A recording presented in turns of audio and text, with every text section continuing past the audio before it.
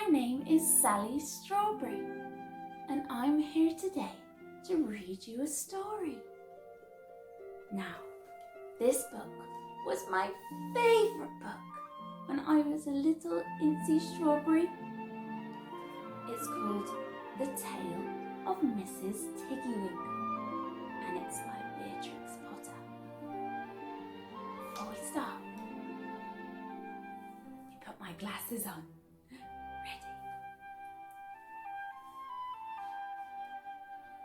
Once upon a time, there was a little girl called Lucy who lived at a little farm called Littletown. She was a good little girl, only she was always losing her pocket handkerchiefs. One day, little Lucy came into the farmyard crying. Oh, she did cry so. I've lost my pocket hankin. 3 hankins and a penny. Have you seen them, Tabby Kitten? The kitten went on washing her white paws. So Lucy asked the speckled hen, Sally Hennypenny, have you found 3 pocket hankins? But the speckled hen ran into a barn clucking, I go barefoot, barefoot, barefoot. And then Lucy asked Cock Robin, sitting on a twig.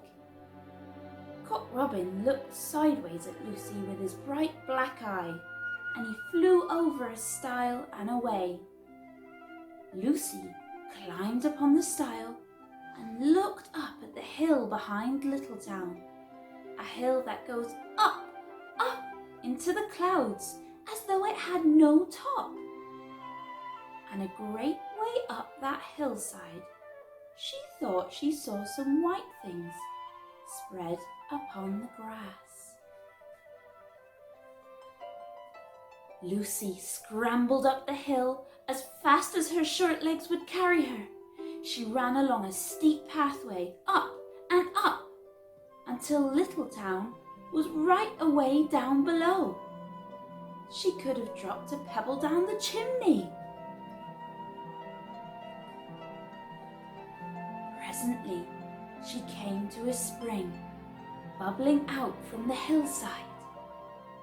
Someone had stood a tin can upon a stone to catch the water. But the water was already running over, for the can was no bigger than an egg cup.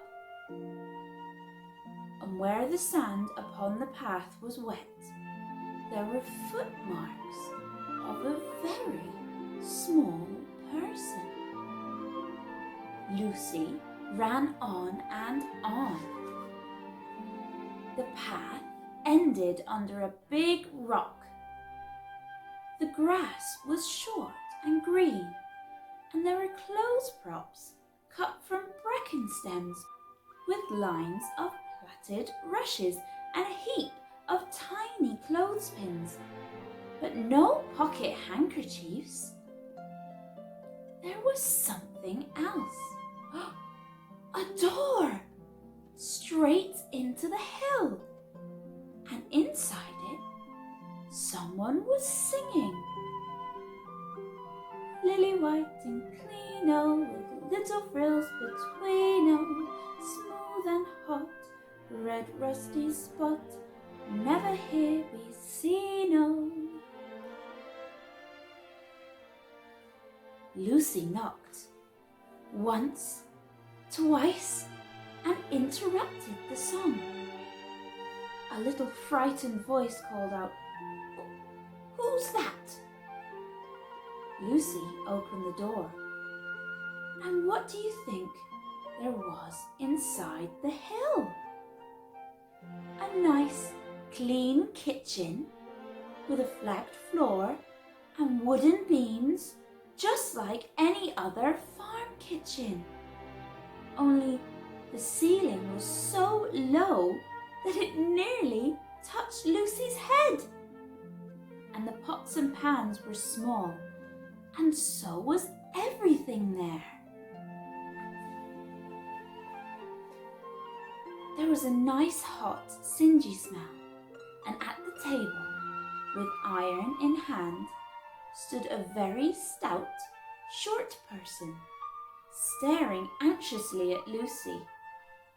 Her print gown was tucked up, and she was wearing a large apron over her striped petticoat. Her little black nose went sniffle, sniffle, snuffle, and her eyes went twinkle, twinkle under her cap. Where Lucy had yellow curls, that little person had prickles. "Who are you?" said Lucy. "Have you seen my pocket hankins?" The little person made a bob curtsy. "Oh, yes, if you please, my name is Mrs. Tiggy Winkle. Oh, yes, if you please, I'm an excellent clear starcher." And she took some things out of a clothes basket and spread it on the ironing blanket. I think maybe Mrs. Tiggy Winkle took Lucy's pocket hankins. "What's that thing?" said Lucy. "That's not my pocket hankin." "Oh no, if you please, that's a little scarlet waistcoat belonging to Cock Robin." She ironed it and folded it and put it on one side. Then she took something else off a clothes horse. "That isn't my pinny," said Lucy. "Oh no, if you please, that's a damask tablecloth belonging to Jenny Wren. Look how it's stained with currant wine." "It's very bad to wash," said Mrs. Tiggy Winkle. Looks like Mrs. Tiggy Winkle struggled with that one. Mrs. Tiggy Winkle's nose went sniffle, sniffle, sniffle, and her eyes went twinkle, twinkle, and she fetched another hot iron from the fire.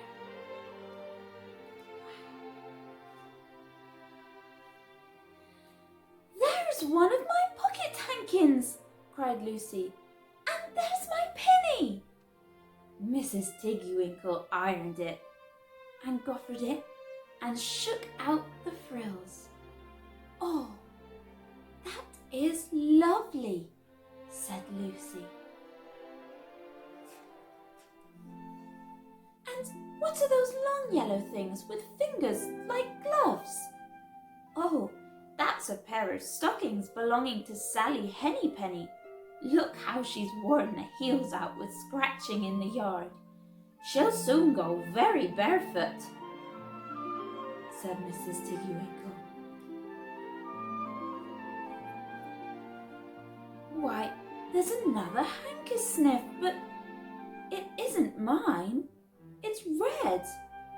"Oh no, if you please, that one belongs to old Mrs. Rabbit, and it did so smell of onions. I've had to wash it separately. I can't get out the smell." "There's another one of mine," said Lucy. "What are those funny little white things?" "Oh, that's a pair of mittens belonging to Tabby Kitten. I only have to iron them. She washes them herself." Have you ever seen a cat washing its own little mittens? "There's my last pocket hankin," said Lucy. "And what are you dipping into the basin of starch?" "Oh, they're little dicky shirt fronts belonging to Tomtit Mouse. Most terrible particular," said Mrs. Tiggy Winkle. "Now, I've finished my ironing. I'm going to air some clothes." Look at Mrs. Tiggy Winkle's old iron she's got there. What are those dear soft fluffy things? Said Lucy. Oh, those are woolly coats belonging to the little lambs at Skelkill.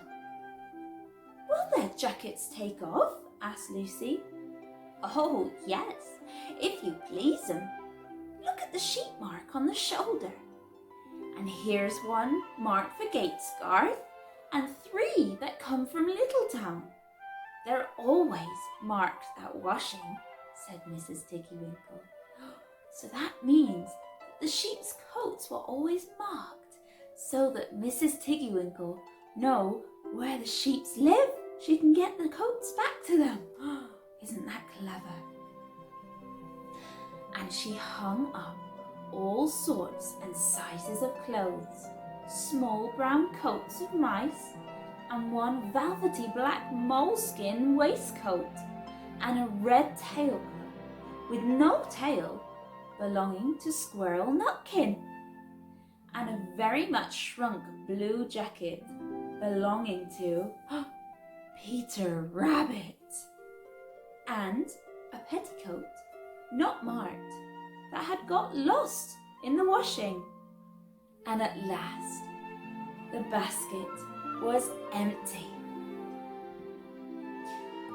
Then Mrs. Tiggy Winkle made tea, a cup for herself and a cup for Lucy. They sat before the fire on a bench and looked sideways at one another. Mrs. Tiggy Winkle's hand holding the cup of tea was very, very brown and very, very wrinkly with the soap suds. And all through her gown and her cap there were hairpins sticking wrong end out, so that Lucy didn't like to sit too near. You wouldn't want to get pricked on one of Mrs. Tiggy Winkle's little pins. When they had finished tea, they tied up the clothes in bundles, and Lucy's pocket handkerchiefs were folded up inside her clean pinning and fastened with a silver safety pin. And then they made up the fire with turf and came out and locked the door and hid the key under the door sill.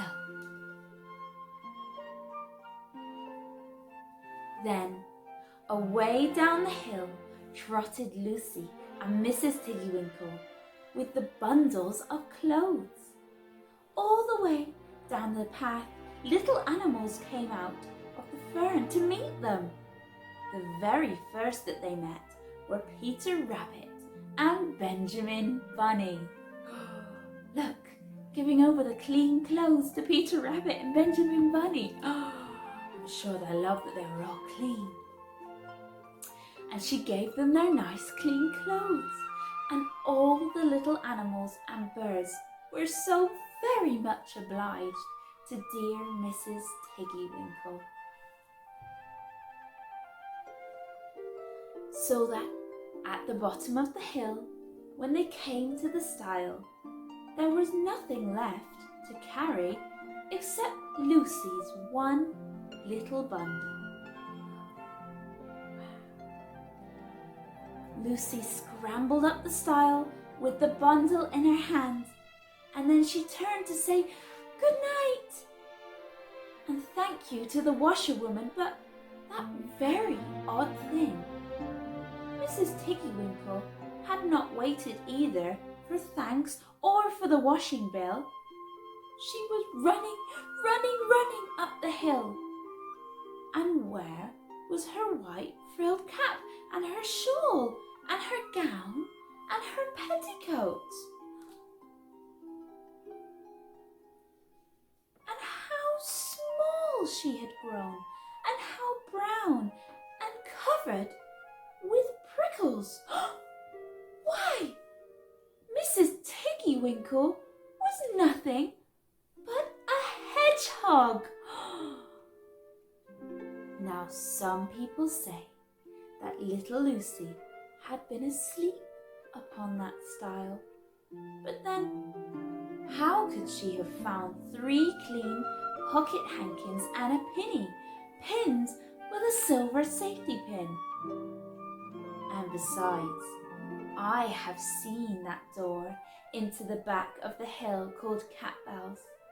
And besides, I am very well acquainted with dear Mrs. Tiggy Winkle. Wow! I hoped you enjoyed the story of Mrs. Tiggy Winkle. And I'll see you soon. Bye!